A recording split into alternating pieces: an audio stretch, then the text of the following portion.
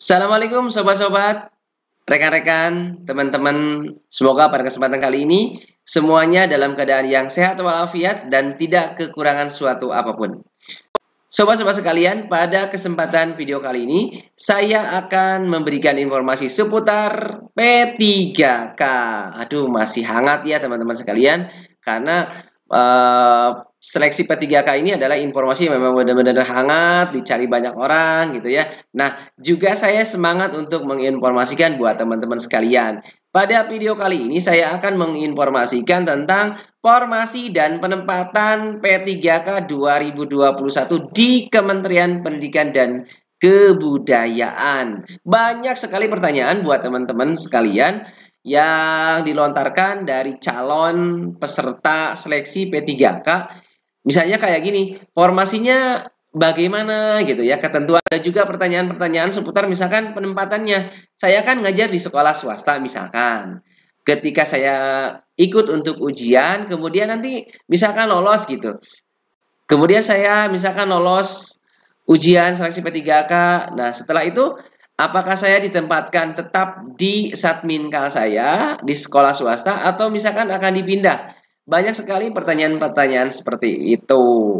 Nah, di video kali ini saya ikut menginformasikan tentang formasi dan penempatan P3K 2021 jika lolos di tahap 1, 2, dan 3.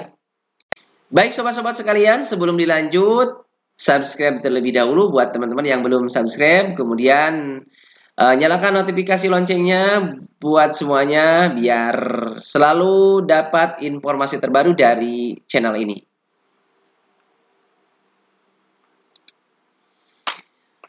Baik sobat-sobat sekalian, kita awali. Ini adalah formasi dalam seleksi P3K tahun 2021. Ini adalah ketentuannya ya teman-teman sekalian. Ini adalah keterangan dari Dirjen GTK Kemendikbud yang melakukan beberapa kali konferensi pers, kemudian rapat-rapat webinar, kemudian kita cari informasinya, kemudian saya sampaikan di sini. Semoga tidak salah ya buat teman-teman sekalian.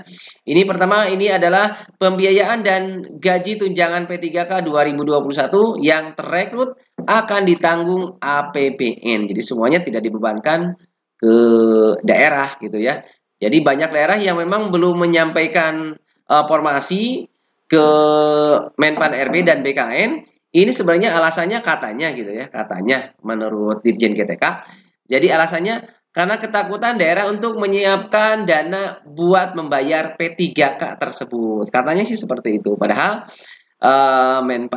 Mendikbud dan kemudian Menpan RB, kemudian BKN sebenarnya sudah menyiapkan dana di APBN. Buat apa? Buat gaji, tunjangan, dan pembiayaan segala sesuatunya tentang rekrutmen P3K di tahun 2021. Kemudian yang kedua, bahwa dalam formasi belum menyebut nama orang calon P3K yang diajukan. Jadi belum disebutkan nama-namanya. Kemudian calonnya ini kayak gitu. Tidak ya. Jadi yang disampaikan itu hanya jumlahnya saja. Misalkan formasinya sekian. Jadi hanya itu saja ya buat teman-teman sekalian. Jadi tidak menyebut nama-nama misalkan dari formasi daerah, suatu daerah menyebutkan nama-namanya sudah ada list namanya, jadi tidak, jadi hanya jumlahnya saja gitu ya. Buat teman-teman jangan ragu untuk daftar seleksi P3K di tahun 2021. Kemudian berikutnya ini adalah penempatan. Ini adalah pertanyaan yang banyak sekali disampaikan oleh rekan-rekan, teman-teman, sobat-sobat sekalian, sesama guru honor di seluruh Indonesia yang aktif di Dapodik. Bagaimana sih penempatan dalam seleksi P3K di 2021? Apakah saya tetap nih di Satminkal saya, di tempat saya ngajar sekarang, atau akan dipindah? Nah, ini adalah keterangan dari Dirjen GTK Kemendikbud.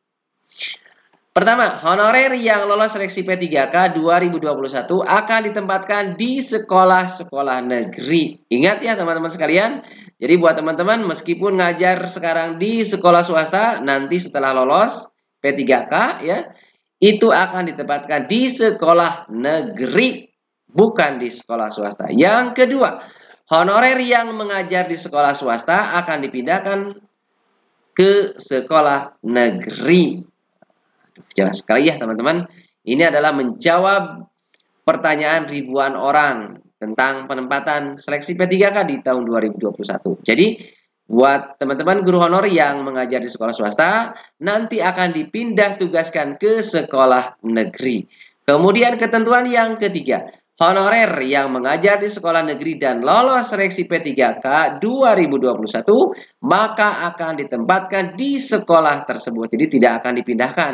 Kalau honorernya di sekolah negeri, misalkan di SD negeri, SMP negeri, kemudian SMA negeri atau SMK negeri, semuanya akan ditempatkan di Satminka-nya masing-masing sebagaimana tempat ngajarnya sekarang.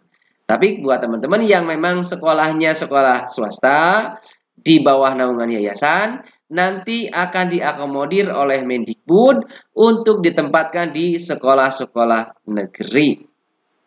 Kemudian ketentuan berikutnya, rekrutmen dalam seleksi P3K 2021 adalah pemenuhan guru sekolah-sekolah negeri. Jadi buat teman-teman, sekali lagi saya sampaikan bahwasanya rekrutmen seleksi P3K 2021 itu pada dasarnya sebenarnya untuk menutupi kekurangan guru di sekolah-sekolah negeri saja. Terima kasih sobat-sobat sekalian sudah menonton video ini. Semoga bermanfaat dan menjadi informasi baru buat teman-teman dan bisa menjawab banyak pertanyaan tentang penempatan seleksi P3K di tahun 2021. Semoga bermanfaat. Terima kasih atas segala perhatian dan mohon maaf atas segala kekurangan. Billahi taufiq wa hidayah. Wassalamualaikum warahmatullahi wabarakatuh.